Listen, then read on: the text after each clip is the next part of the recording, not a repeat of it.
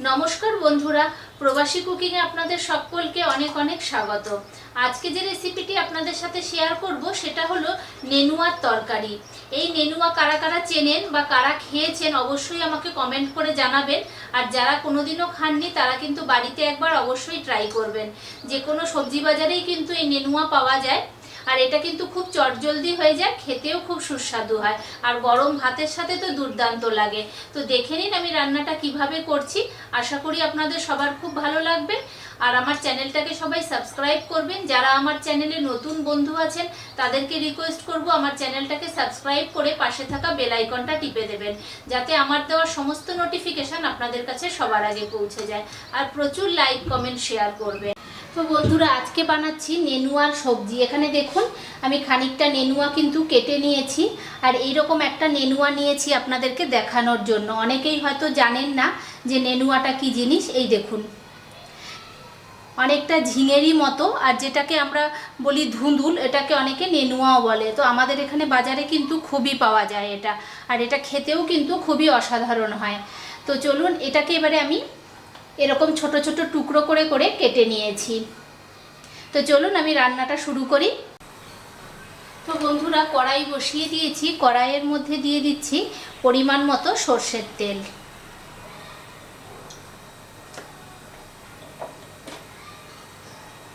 তেলটা একটু গরম হোক। তেলটা গরম হয়ে গেছে। তেলের মধ্যে দিয়ে দিচ্ছি ফোড়নে গোটা জিরে আর একটুখানি হিং।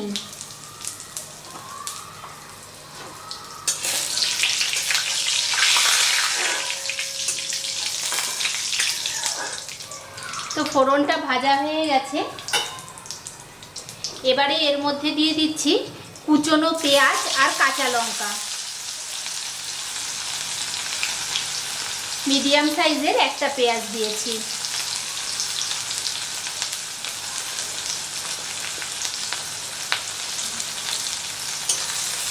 তো পেঁয়াজটা হালকা করে একটু ভেজে নেব।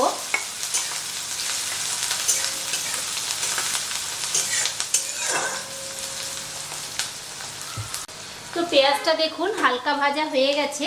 এবারে এর মধ্যে দিয়ে দিচ্ছি ছোট সাইজের একটা কুচনো টমেটো।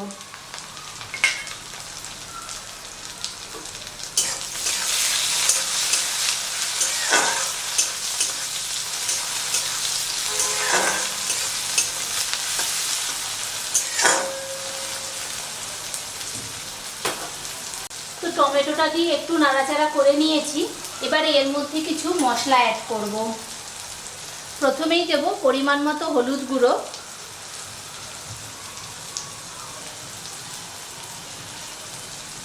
কাশ্মীরি লঙ্কার গুঁড়ো, 1 চামচ জিরে ধনে পাউডার, আর দিচ্ছি অল্প করে একটু জল, যাতে মশলাটা না পুড়ে যায়।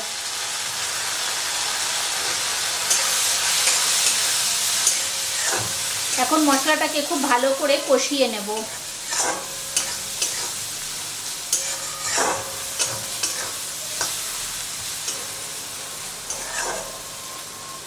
তো মিনিট খানেকের মতো মশলাটাকে কষিয়ে নিই। তো মশলাটাকে মিনিট খানেকের মতো কষিয়ে নিয়েছি। এবারে যে নেনুয়াটা কেটে রেখেছিলাম ওই নেনুয়াটা এর মধ্যে দিয়ে দিচ্ছি। আর এটা দিয়ে কিন্তু কোনো জল দেওয়া যাবে না, কারণ কষাতে কষাতে এটা থেকেই কিন্তু প্রচুর জল বেরিয়ে যাবে।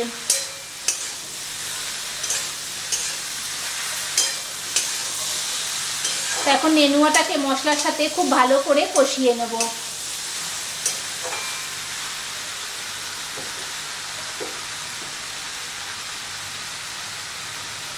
এবারে এর মধ্যে দিয়ে দিচ্ছি পরিমাণ মতো নুন।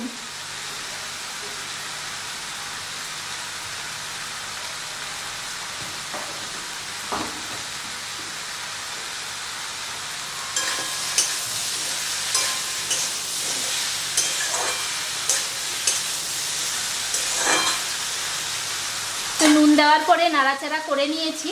এবারে এটাকে ঢাকা দিয়ে আমি মিনিট 10 মতো হতে দেব।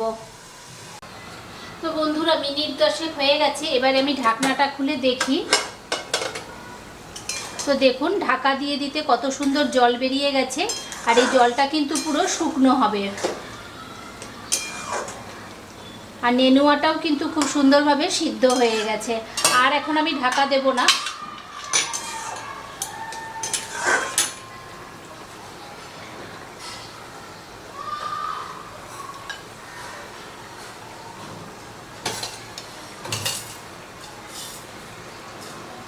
এবারে এর মধ্যে দিয়ে দিচ্ছি অল্প একটু চিনি। চিনিটা যদি আপনাদের ইচ্ছে হয় দেবেন, যদি ইচ্ছে না হয় তাহলে স্কিপ করে যাবেন। তবে নিরামিষ তরকারিতে একটু চিনি দিলে খেতে ভালো লাগে।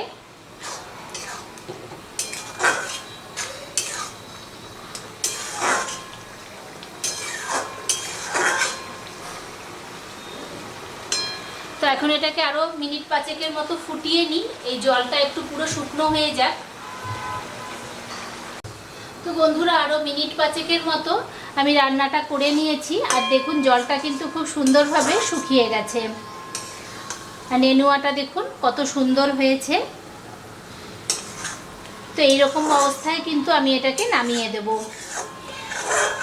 হালকা একটু গ্রেভি থাকবে।